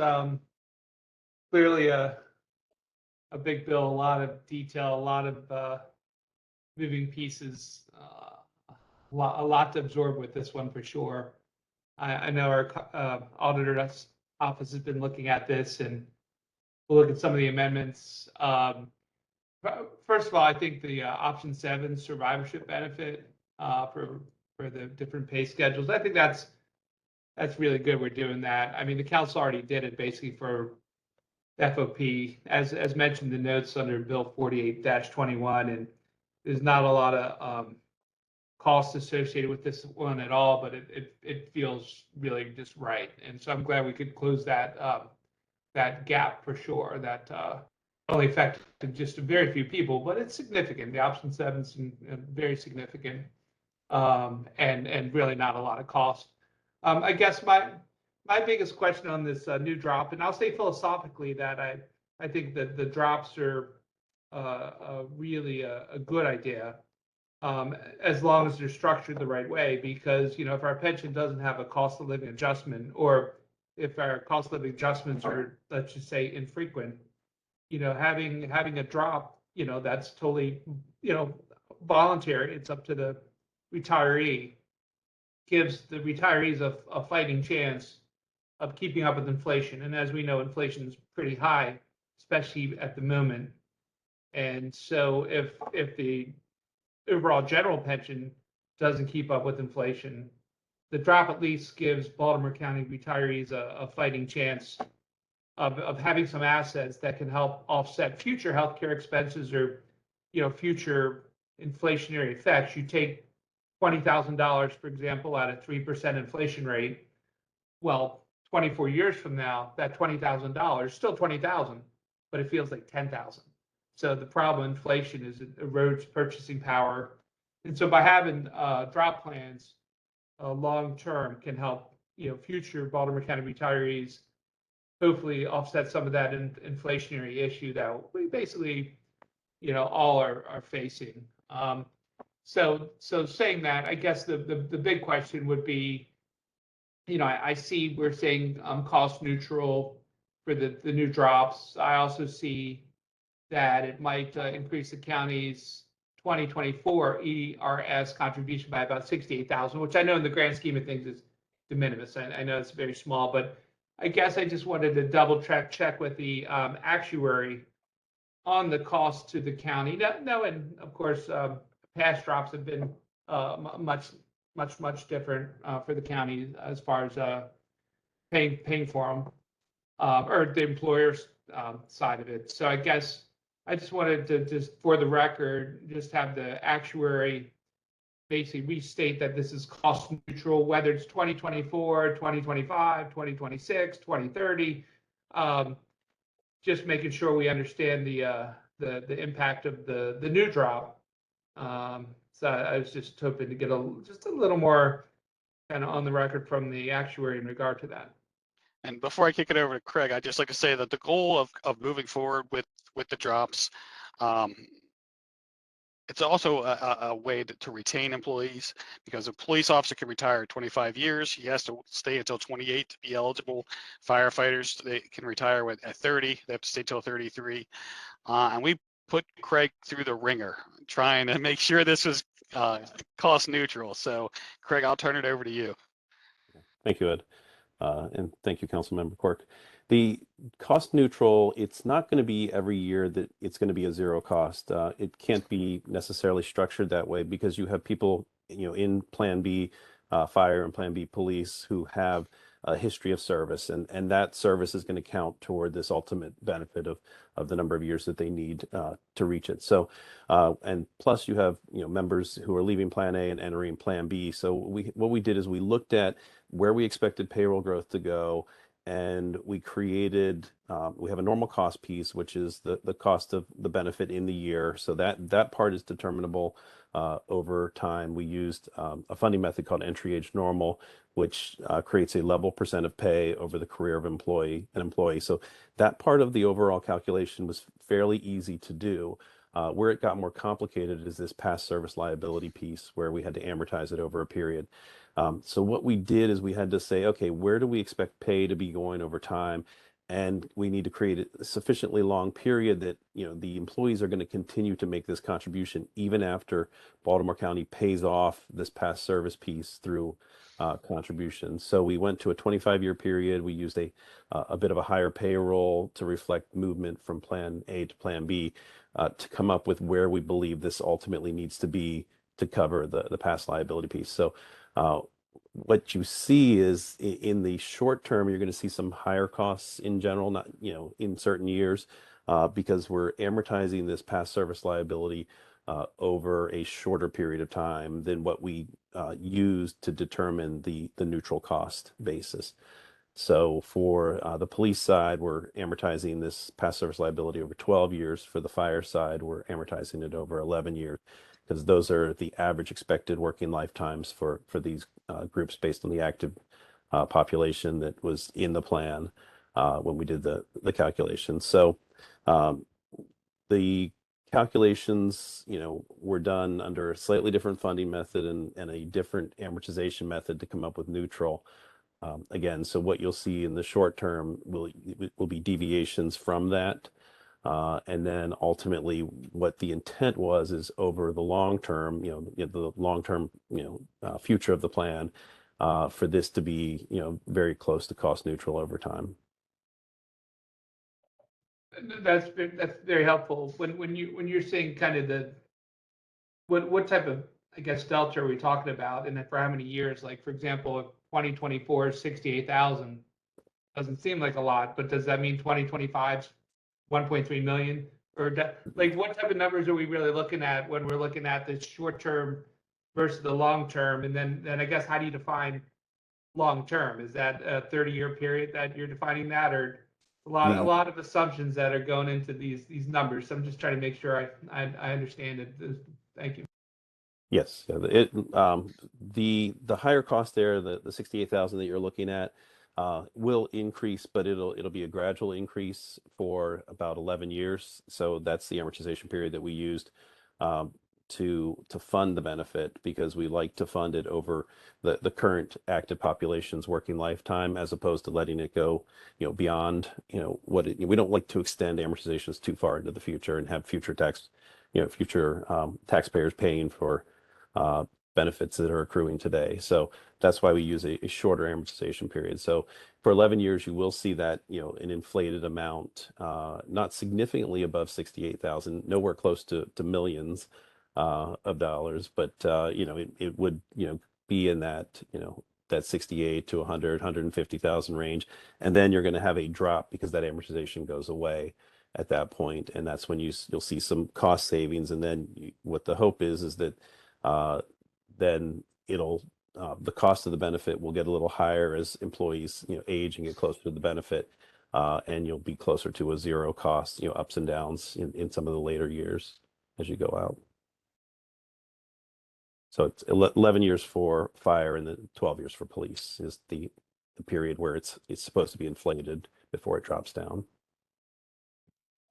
Thank you. And again, I agree with Director Blades. I really do think that the drops, if they're structured right and they're cost neutral or de minimis cost, they can be a very valuable recruitment tool, and also hopefully keeping people longer in service, because we definitely need as many experienced, especially police, to stay on as long as we can for public safety. But no, Craig, that was very good answer, and I really appreciate it. Thank you. Thank you. Thank you, Councilman Quirk. And also, to your point, the longer employees work, the more money we save on healthcare, because we're not paying for it twice as a retiree and a new employee to take that place. So, any additional questions or comments? Mr. Chairman? Yes. Mr. Blades, what's the status of your discussions with Baltimore County professional firefighters? Is that going to be addressed in an amendment? That is, we have submitted our amendment already, and they will be getting the same as the FOP we're talking about on the 25 years. Mm-hmm. Yes, that has been corrected. Okay, thank you. Yes, sir. All right, and I know, like I said, there's going to be a number of amendments coming forward, and we'll bring everybody up to speed as soon as we can figure them out. And right now, I do know we have at least a caller, maybe two. Actually, Mr. Chair, I just, Judge Fisher is on, just as a reminder. Okay, she can be our first speaker on the issue. Judge Fisher, it's always good to see you. Always good to see you, Chairman, council members. I just wanted to come and discuss with you all a little bit about how we got to where we are with the orphan's court pension and the main concern that Judge Evans, Judge Frank, and myself have. Judge Evans and myself did speak with Director Blades earlier today. So in Baltimore County, even though last year we conducted more hearings than any other jurisdiction, opened more than 1/6 of the total number of estates in the entire state, we were one of the only jurisdictions without a pension. So last year we sought to have the Baltimore County House and Senate delegation introduce a pension bill that would kind of reflect the pension bills for the other major jurisdictions of the state. We notified the administration through a letter on July 1st, 2021 of our intention to do so. It seems that there's been a lot of miscommunications. They apparently did not receive the letter. The bill went through the Baltimore County House and Senate delegations. I testified, I think, 6 times in Annapolis through those delegations. As the bill was poised to pass and reflecting the other jurisdictions' pension plans, Judge Evans, who's the chief judge, I'm sure you all know, received a phone call from Pat Murray that the administration was not happy and that they intended to amend the bill. Unfortunately, none of us were privy to the amendment prior to it passing. And one of the things that the amendment did was task the county council with determining the amount and percentage that we should contribute to have the pension that's similar to the other jurisdictions. And to be clear, the other jurisdictions, the other major jurisdictions have no contribution. We were perfectly happy to have a contribution. We just would have liked to have the dialogue before this amendment passed. The more concerning thing that this amendment did is limit our ability to buy back to only January 1st of this year. Judge Evans has almost 16 years of service on the bench. I have 8 years. Judge Frank has almost 8 years. We would like the ability to buy back our years of service at a reasonable rate. Someone else coming in at this position will be entitled to have that pension for the entire time. There are concerns that the way that the language is, it's possible that we would have to serve another 2 terms before it would even applied to us, which would be 2030. And that's just not fair. We're willing to pay back our share. We're willing to put in what we need to put in. For the record, Judge Frank and I have both contributed 7% to the General Employee Retirement Fund for the last 7 or 8 years. Obviously, that should be counted towards it. I am unsure, and I'm hopeful that the administration, having this amendment drafted so quickly, did not intend for the law to read that our years of service couldn't be counted with us buying back our years of service. But that is kind of the intended effect. The law, if you read it, states both that only our years of service can be through January 1st, 2020. We had requested that you had to be in office January 1st, 2020 to limit any fiscal impact for previous orphans court judges so that the county wouldn't have to absorb any of that. I'm hopeful that this years of service beginning January 1st, 2022 was inadvertently put in by a rushed bill drafter, making an amendment several days before the end of session. In the later part of the bill that has been enrolled, it states that the county council shall establish by law requirements for an orphans court judge to contribute to the pension system, procedures and requirements for purchasing eligibility service credit, and any other provisions necessary to carry out this paragraph. I would like to believe that you all have the authority to set procedures and requirements for purchasing eligibility service credits, and that those wouldn't be limited to a mere 5 months of service. I suppose there's a possibility that this legislation might need to be amended to reflect any sort of change. But for my colleagues and myself, the idea that we may have to wait until 2030 for this to even potentially apply to us, and our years of service would never be added, even if we pay the requisite amount established by the county, it just doesn't seem fair or equitable to me. As you talk about doing drops and you're doing various other things to support your fire and your police, who we fundamentally support as well. We are first line workers too. We showed up during the entire pandemic. Our courts were open. We had virtual hearings set up, and when our dockets got too far back, we did double dockets every day for several months to catch ourselves up. We are only asking for what's fair and for what's reasonable. And the reasonableness is to allow us to purchase those credits. In addition, we only receive 4% per year for our pension payout. As you all are well aware, you all receive 5% payout. As such, Judge Evans had calculated it that our contribution should technically be 11.08% to reflect the difference in the payout amounts. So I would ask for you all to amend the bill to allow us to set up a system where we can purchase our actual service eligibility credits, as well as to amend the amount that to be paid to 11.08%. I'm happy to entertain any questions, and I'm not here to asparage anyone or to say anything. It's just was very frustrating that we had been doing this and working on this bill for 6 months, and in the last minute, without us to have an opportunity to have a discussion or make any, communications or even review the amendment, it was passed without our input. So, and also as a side note, I didn't see this county council bill until Director Blade sent it to me at the very end of last week. So the dialogue has been lacking a little bit on how to best create this system. And it can't just be pigeonholed into the county council system because of the way that the law reads. So I'm happy to entertain any questions or comments. Well, I will tell you, I will certainly open it up for questions and comments, but I look forward to discussing it further with you, Director Blades, Mr. Boswick. We talked about these things where we can get together within the next couple of days and try to come to some resolution.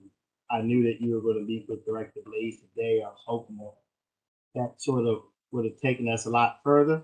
I don't know how far it took us, but clearly, hopefully, we're at least starting on the same page or the same baseline. Any additional questions, Councilman March? Unmute, sir. Sorry. Judge Fisher, thank you always for your service. It's good to see you. I believe you said you're the only orphans court judges in metropolitan areas that do not receive a pension, correct? And the rest of them are all non-contributory. Okay. Are you the Which we're only? not, obviously, we're, not asking Right. for that. I assume then that you're the only courthouse position that does not receive a pension. We're the only judges. There's, I think, 4 orphans court jurisdictions that don't receive any pension. The other ones are very small jurisdictions on the Eastern Shore and in Western Maryland. All of the other ones under the Estates and Trust article receive a non-contributory pension. As you all are well aware, the circuit, district, magistrates, appellate court judges all receive a rather significant judicial pension, which we're not part of that system. Okay, thank you. Mr. Chairman, Yes, Councilman Katz. thank you. Thank you, Judge Fisher. First of all, I'm certain that the council is going to have to get a legal opinion in regard to the state legislation to see how much flexibility we have as a council to provide you with a retirement system that is fairly close to what we have. That's going to be the first thing that we're going to have to do. And Mr. Chairman, would that be our county law office or what? I think we have looked at it. Clearly, our law department can look at it, but I think we may be okay in terms of legal standing unless our attorney, Mr. Boswick, wants to weigh in. I think our interpretation gives us some broad powers.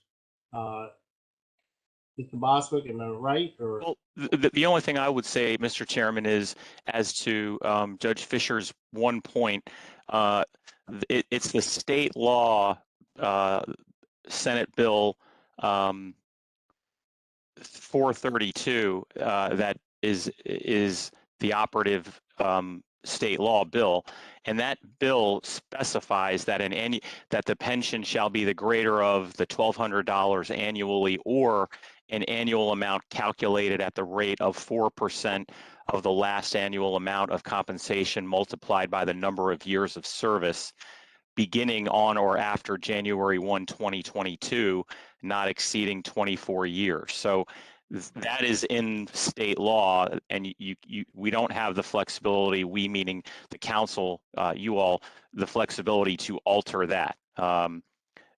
Even to provide in the second section where it allows you to create procedures and requirements for purchasing eligibility service credit.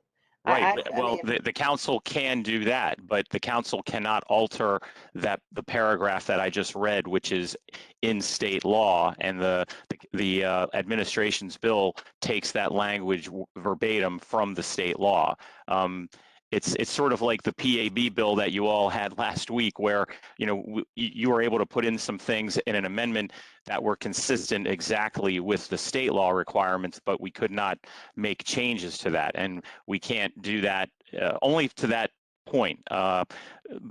Judge Fisher is right, though, that the county council can establish requirements for the contributions and can also establish the procedures and requirements for purchasing eligibility service credit. So those two things the county council can do. So do you read it that they can only establish procedures allowing us to buy back into January 1st of this year? Or do you believe that allowing them to, because obviously that January 1st language was added at the absolute last moment. So it's hard to know whether that was intended, because the portion that we were aware of, which is the county council figure out how to let you buy in your years, is not reflected in the adding of that language of that specific date. So they seem to be in conflict with, in my interpretation of it. Well, I can't speak to the buying back of time, but it is in black and white that it says that the annual amount calculated at the rate of 4% of the last annual amount of compensation multiplied by the number of years begins on or after January 1, 2022, not to exceed 24 years. So Yeah, I let me don't be know. clear, the 4% we're fine with. We understand the difference in 4 and 5. We were just saying the buy-in should be a slightly lower rate as reflected on the payout amount of 4 versus 5. That's where that number, we weren't, trying to get additional money out. So the 4%, we understand that's law. It's just the amount, the ability to purchase back the years of service to enable this to be an effective enough pension, or else it doesn't really benefit anyone except our predecessors. Right, and all I'm speaking to was that one discrete issue. So I think the other aspect of it will have to be developed.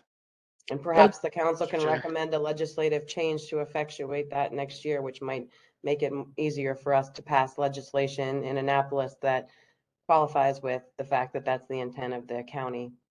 Judge Fisher, you said you and Judge Frank have been paying into the county's retirement system over the last 7.5 years. Is that true? Correct. I'm actually 8 years because I was appointed by the governor to fill a vacancy, and Judge Frank started at an election cycle. Now, I know that when it comes to transferring time from one system to another, sometimes you can do it and it works well. Is it your intention then to take the benefit from the county system and the retirement system for orphans court judges? Or are you more interested in transferring that 7 or 8 years to the orphan court retirement benefit? Now, with the bill that passed, I know you can't do it. I know that. But sometime in the future, you might want to think of that.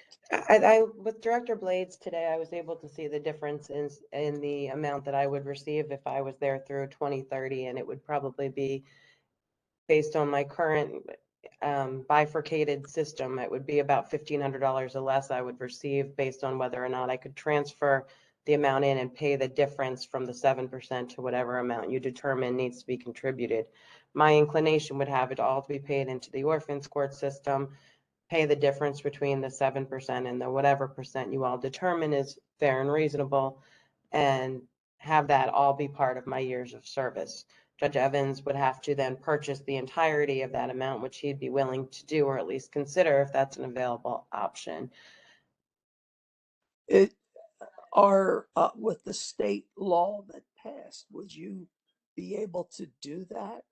It's the problem with would not. it need a new piece of legislation in Annapolis to allow it? Unfortunately, because of the amendment that was passed that changed substantively the law that I'd been working on for 6 months, I feel like there might have to be an amended piece of legislation, and it would have to clearly be approved by everyone to prevent any last minute changes. And Councilman Koch, I have to tell you, I've moved to your area last January of 2021, so congratulations on being my new councilman. Very good. Welcome to the Sorry, David, I miss you. My loss. Mhm. My loss. So, I mean, yeah, I don't know if there's other suggestions that can be made beyond that the council recommends that the administration and the council present amended legislation to effectuate this in the next legislative term, if there is a way to do that, because that's the most concerning to us, that this number of years of service, we wouldn't be eligible. And then there's a question if you really, because you have to sit for 2 terms, and if would we have to sit for 2 additional terms? And I know Director Blades doesn't believe we would have to, but the law is not 100% clear on that either. And the fact that we would have to sit to 2030 when I've been in office since 2014 before it even potentially, kicked in is also just doesn't seem, it doesn't accomplish the purposes that we've been working really hard to accomplish. What I would suggest is that we pass whatever we can under the current law and then look into making changes during this upcoming legislative session to the legislation so that you can accomplish what it is you want to accomplish, because I think it is very reasonable. So, yeah, I'd be glad to help you with that. Thank you. I Right, appreciate Blade. it. Thank you, Mr. Chair. I was just going back to Mr. Boswick's comments. It's very clear by the state legislation that January 1st is the time we start calculating years of service. So it's a mathematical calculation on the benefit. And to determine years of service, it starts as of January 1st. So it's just a simple mathematical calculation. If we were to go ahead and say, oh, sure, in county law, you can go out, buy back 4 years, 8 years, we're still bound by that mathematical calculation this year. And I think Councilman Koch is right that it requires an amendment or a new bill next year in the General Assembly if you're going to push back to open it up to buying back that time. Mr. Chair. Yes, Councilor Vitoka. So, thank you, Mr. Chair. So we could be proactive and if it does require, just to be clear, Judge Fisher, you'd like the council to, at the very least, provide a resolution to encourage our state partners to create enabling legislation to allow you to buy back those years? Yes. Okay, that seems pretty straightforward and something that I think we can do. And we would ask for you to have our contribution be amended to be the 11.08% based on the 4 to 5% payout. And Okay, then whatever thank you. difference we need to pay out from the county, we're happy to do so. Thank you for that clarification. Thank you. Any additional comments or questions? All right, Judge Fisher, you'll be hearing from us soon. And let me see what else. Do we have any more speakers, Ms. Belcastro? Not on this item, Mr. Chair. I'm going to take my leave. Thank you all. Have a wonderful evening. Thank you, Judge Fisher. Thank you. We'll be in touch. Next, we'll move on to Lawrence Richardson. Thank you, Director Blades. Good afternoon, Chairman Jones, members of the County Council. Bill 4322. Go ahead, I'm sorry. I'm sorry. I'm here for the administration is seeking a supplemental appropriation in the amount of $239,508. This is for the administrative funding of our low-income housing water assistance program. The Department of Social Services is planning on hiring 6 temporary employees. These positions will help to determine eligibility and process applications for the new water assistance program. We are projected to take over 3,000 applications. The history of this program is that due to the COVID-19 pandemic, there was a 75% increase in water bill arrearages. So the Maryland Low Household Income Water Assistance Program began in January of 2022. It's managed at the local level by the Departments of Social Services, and it's to administer a wide variety of benefit programs towards wastewater and water assistance. So the funding that we're requesting supplemental appropriation will be used to administer that program. We have over $1.7 million to provide assistance to eligible households. Those households must be at or below 60% of the state median income, and already be receiving Maryland Energy Assistance, SNAP, or Supplemental Security Income or Temporary Cash Assistance. Each eligible household may receive a one-time benefit of between $100 and $2,000, and both homeowners and renters are eligible for this assistance. The arrearages is defined as any amount past due greater than 30 days. Well, thank you very much. Any questions or comments from the members? Hearing none. Thank you very much, Mr. Richmond. Now we move on to page 3. Director Leonard Howard. Good evening, Mr. Chairman, members of the council. The administration is requesting a supplemental appropriation of $59,000 for use in the department's revolving loan fund program. By way of background, the department received funding from the United States Department of Commerce's Economic Development Administration to capitalize a revolving loan fund for the purpose of alleviating the sudden and severe economic dislocation caused by the pandemic. As of April 1st, 2022, the department collected over $59,000 in principal repayment, interest, and fees. This supplemental appropriation request is to appropriate that $59,000 so it can be combined with the remaining balance of the original grant and use the proceeds to lend to an eligible borrower prior to the end of the grant period, which is June 30th of 2022. Happy to address any questions you have. Thank you so much. Director Howard, any questions or comments from the members? Hearing none, thank you very much, Director Howard. Now we'll move on to page 6, Bill 45-22. My esteemed council colleague, Councilman Wade Cash. Thank you very, thank you very much, Mr. Chairman. Bill 4522 refers to the BC Brewery or the Baltimore County Brewery, which is located in the Hunt Valley Industrial Park. At that park, all the infrastructure is in place, the road, sewer, and everything. So there is not really any stress on traffic or anything. What this particular legislation does, it'll allow the brewery to also have a Class 1 distillery license. And that, so they'd have a brewery license and a distillery license at that site. That's what the legislation does.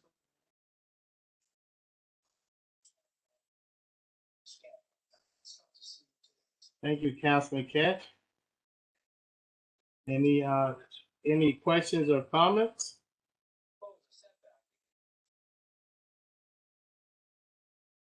We do have one speaker, Mr. Chair, for this item. Okay.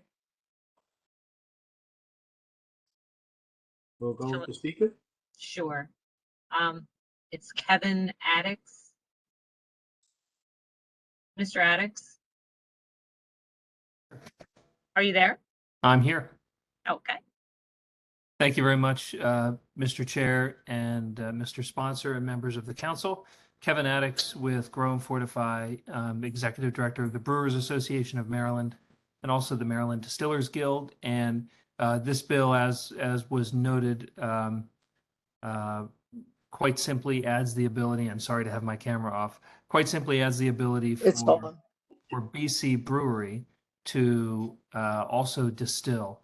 As you know, once you're, or you may not know, once you're making beer, you have already begun the steps to make distilled spirits. It's simply a new piece of equipment, which is the still, and then an additional license because it's additional tax bracket in terms of excise taxes owed. And this would allow BC Brewery to distill some of their own spirits from the products they're already making. So thank you for your consideration. Happy to answer any questions. All right. Thank you, Kevin. Any questions or comments from the members? Okay, next speaker, Ms. Belcastro. Mr. Addicks was the only speaker for this item, Mr. Chair. Oh, fantastic. Any additional questions or comments before we move on? Nope. Mr. Catch, Councilman Catch, you can move on to 46-22. Thank you, Mr. Chair. Woodworking business use. Bill 4622, if enacted, will bring a new business to Baltimore County that we do not have in the county today. It deals with a company called Woodcraft. What Woodcraft does is they manufacture tools that can be used on wood to make very fancy wood decoration, etc. And so they sell the tools and they also have classes there to teach people. So that's simply what the bill does, and it would allow it in an industrial setting. And so, I think it's a good idea. It's something new to Baltimore County. Also, with the number of seniors that seems to be growing in our county, this sounds like a good hobby to me. I mean, not that I've ever been any good working with wood, but I think it'd be a good business. I think a lot of people would be interested in it. If you go to any of the retirement communities, they all have shops for this kind of thing. So, does anyone have any questions that I could answer? No, I look forward to it. And look forward to seeing some of the tools. I was so happy to hear of Councilman Bevins, the fact that we're going to have a school in the area she was talking about that will teach trades. We do really desperately need a trade school in in Baltimore County. So let's go ahead and do that. Thank you, Councilman Catch. Any additional questions or comments from the members? Been a long day. Go out, catch a little bit of sun. What's left? Everybody have a good day, and we'll see you next week. Yep. Mr. Chair, I'm sorry. We have one speaker on this item before we. One speaker? Sorry about that. That's okay. We have Chris Mudd. For some reason, he looks like he's on by phone. Let me see if I can. Mr. Mudd? Mr. Mudd? Hi. There we go. Can you hear me? Yes, we can. All right. Thank you very much. And thanks to the members of the council. I'll take a cue from Councilman Jones and keep it quick. And it's certainly, this item is no less important than any of the others on the agenda, but maybe a little bit more fun. And I appreciate Councilman Catch's introduction. So I represent a gentleman named Press Viator, who is currently lives in Councilman Catch's district, but he moved here from Texas to open up a branch of the Woodcraft business.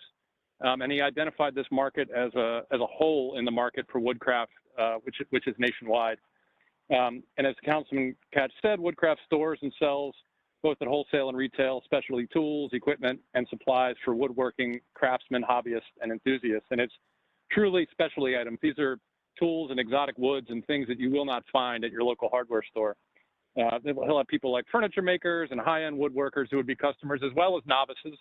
In addition to the sales of these items, there will be classes, and I think the hope, Councilman Catch, is that you'll come visit and others who might not have experience come visit and take some classes and really get excited about it and become repeat customers.